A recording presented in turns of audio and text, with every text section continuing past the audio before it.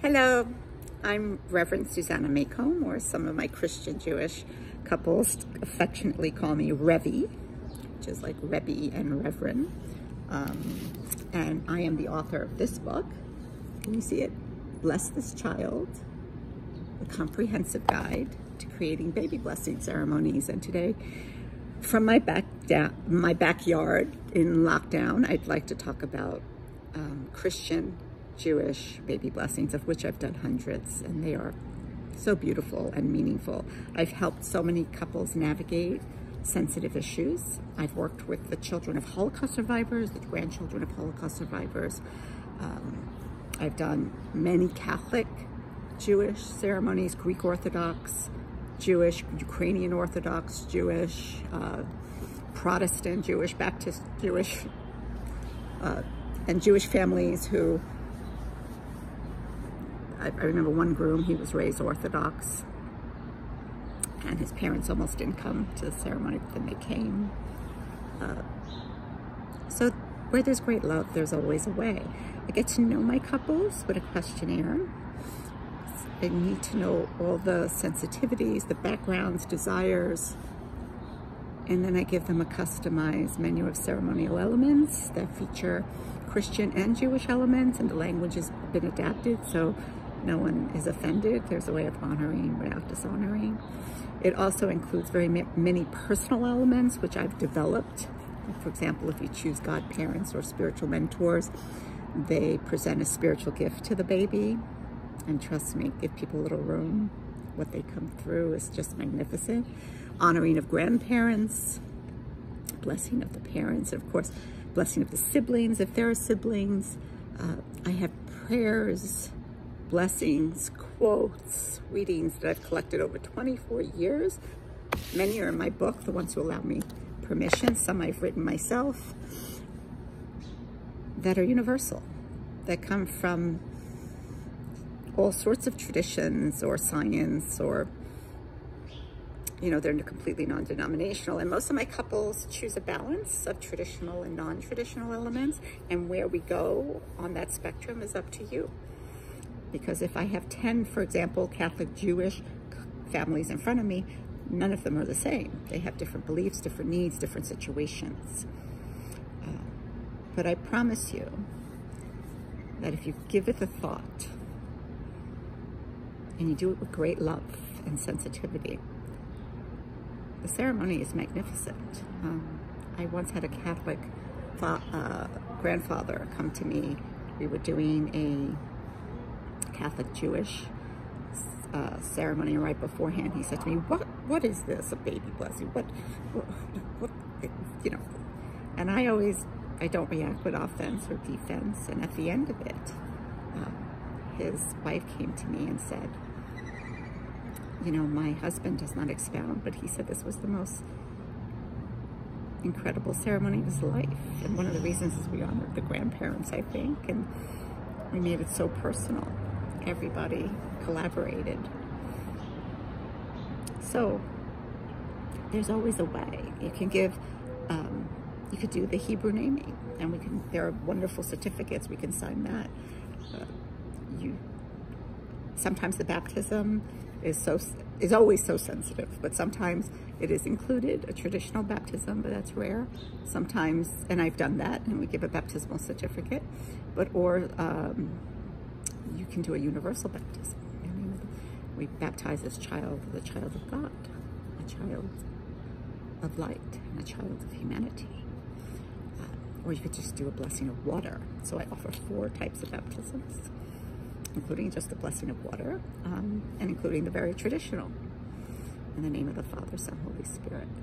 You can, in Catholic ceremonies, you can include a prayer of a faithful, and we can make that very customized. There's the Jewish calling of the generations, which is wonderful. At this point, we include both. I've also worked with rabbis, including one Orthodox Hasidic rabbi, which surprised me. He acted more as a moil. I call these ceremonies baby blessings, and most of my couples do, but I have had a couple call them christenings. They're kidding. Baby dedications, baby namings, birth celebrations. What we call it is up to you, but I will tell you, they are absolutely beautiful, and they can take place in your backyard, in your home. Some people pick a venue, like a private room, and then afterwards there's a feast. I have a list of non-denominational chapels and a couple of synagogues that will allow you to rent their space. So there are churches that will allow it. There are options. There are options. And then there are these beautiful baby naming certificates. In the Hebrew tradition, there are baptismal certificates where the language is more for an interfaith family. And there's also, I have one resource that will do customize. There's one couple who actually picked one of the readings and one of the blessings that we included, and she put this in their certificate. And the godparents and the parents and myself signed.